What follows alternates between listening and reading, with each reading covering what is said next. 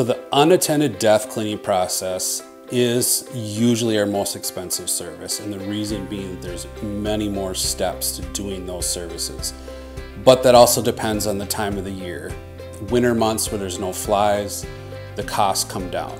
In the summer months where it's warmer, the body essentially liquefies more and there's flies that can spread that contamination throughout the whole home. It brings costs up.